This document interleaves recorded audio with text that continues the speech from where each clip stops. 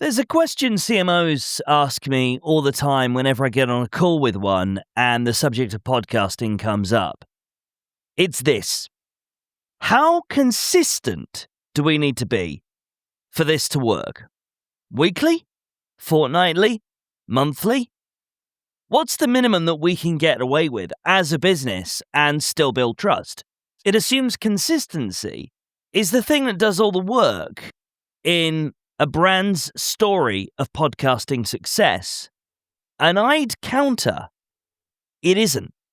Welcome to B2B Podcasting Insights with Neal Veglio, founder of Podknows, a podcast agency helping you get better results from podcasting. What listeners to any podcast respond to isn't the consistency and the cadence, it's the pattern that emerges from listening. And once you understand the difference, a lot of podcast advice that you see in the wild starts to look a bit flimsy. Think about how you decide whether you trust somebody at work. It's not whether they're organized. It's not whether they're good at meetings. It's not whether you trust them with something messy, like an awkward decision, a half-formed problem, something that comes with consequences. No, you trust them because you've seen how they think and you can get on board with it. You know, how they approach problems, what they get impatient with, what they refuse to oversimplify, where they draw their battle lines. There's always a pattern there. And that's exactly what a good B2B podcast should be doing.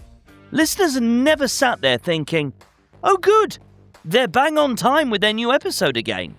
They're subconsciously building a model of you based on what they've learned from listening. So that's what kind of judgment you have, what you care about, what you're likely to challenge within your industry. That model doesn't come from cadence. It doesn't come from frequency. It comes from hearing the same way of thinking showing up again and again, episode after episode. You'll know I didn't say week after week. And this is why two podcasts can publish on the same schedule and get completely different results and outcomes. One podcast sounds fine, it's professional, it's perfectly acceptable, but it's also utterly forgettable. The other podcast feels like someone you'd want in the room with you when big decisions are being made. It's probably the same format, the same duration, the same cadence, but it's putting out a completely different signal to the ideal listener.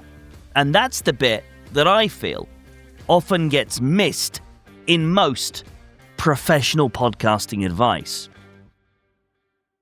See, consistency is more of an operational thing. Pattern is the listener experience. Your team can manage the consistency, but your listener experiences the pattern. And those two don't always match up. You can publish like clockwork and still sound completely vague. Or you can publish irregularly and still feel very clear because every episode reinforces the same underlying perspective. And this matters if you're a decision maker working on a branded podcast, because podcasts don't behave like other marketing channels. They're not really there to persuade. They're there to remove doubt. By the time someone mentions a podcast on a sales call, what they're really saying is, I already get how you think. And that's not a win that comes with cadence. That's a win that comes with patterns. Here's a simple test I want to set you in this episode. If someone listened to 3 random episodes of your branded podcast completely out of order over the next few weeks, would they be able to describe how you think? So not the topics, not the guests, your judgment, what you push back on, what you don't waste time with, what you believe matters more than industry noise. If they can't do that, publishing more often won't fix your show. And this is where a lot of podcast strategy goes completely wrong. The advice is usually spread yourself wider, release more often, go to daily, Teams focus on output because output feels controllable. Calendars can feel reassuring within an office environment, within a business. But the trust doesn't come from your output. It comes from your coherence. And coherence, well, that comes from having a clear point of view before you even start thinking about frequency. Now look, I'm not anti-Cadence. I try to release my episodes on a regular basis on the same day when I can.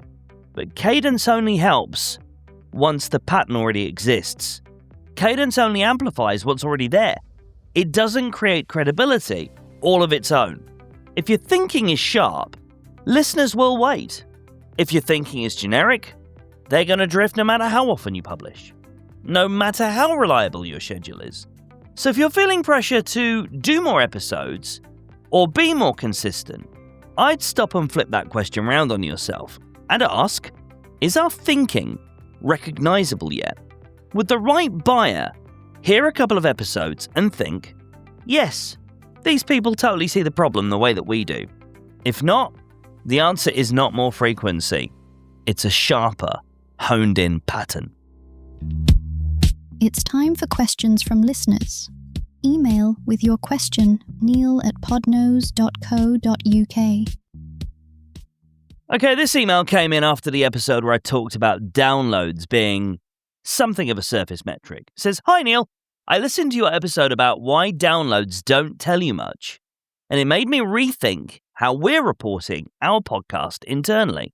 I head up marketing for a B2B manufacturing business, and the podcast is one of the few channels where prospects hear our actual thinking, not just polished messaging. Not just polished messaging. The problem is, the board still asks one question every single quarter. Oh, I know where this is going. Are our numbers going up? When you talked about influence, trust, and sales conversations moving faster, it all makes sense to me, but it's hard to show that without defaulting back to charts. So how do you help senior stakeholders understand the value of a podcast when the impact shows up indirectly? Thanks so much, Mark in Sheffield." Mark, this is such a common challenge, especially when you're reporting to stakeholders that don't fully understand podcasting anyway. And the mistake that most teams, particularly in bigger brands, are making here is trying to defend the podcast using the wrong language. Now, it's brilliant that you're wanting to do that. It's great that you're behind podcasting, you understand the value of it. Brilliant. Music to my ears.